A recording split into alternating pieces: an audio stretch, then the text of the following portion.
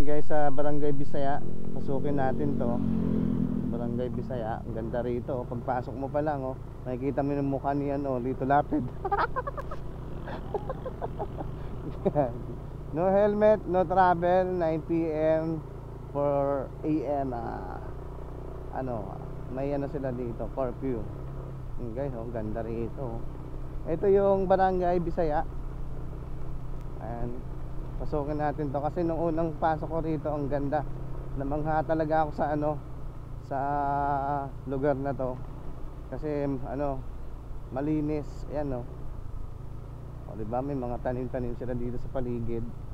Ayan Tapos ito yung cross ni Rizal. Diba? So hanggang dito lang tayo kasi hindi tayo taga rito. Baka mamaya Ayan dito ang ganda Ito yung Kalaka. Ito yung sa Lemery. Dito sa kabila sa kaliwa, ito yung Kalaka. Ayan, bayan namin Kalaka. Diba? Ito yung Purok 1. Ayan, Purok 1. So balik na tayo. Hanggang dito lang tayo.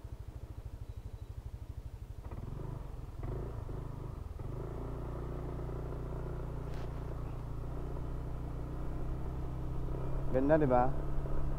Nakaka-amaze. Yung yung semento nagkakaroon ng lamig.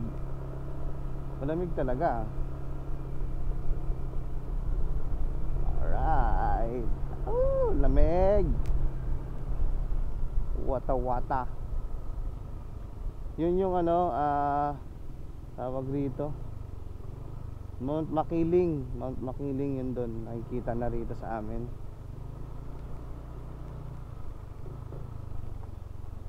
Diba pagpasok mo pa lang, ang linis na. Nakaka-amaze yung lugar na to. Kasi unang punta ko rito, unang pasok namin, naghahanap ako ng vlog. Ganda. Maganda siya tignan. Kalaka is a city of character. What kind of character? Diba? English. Kaso pagpasok mo pa lang, mukha ni Lito Lapid yung makikita mo dito.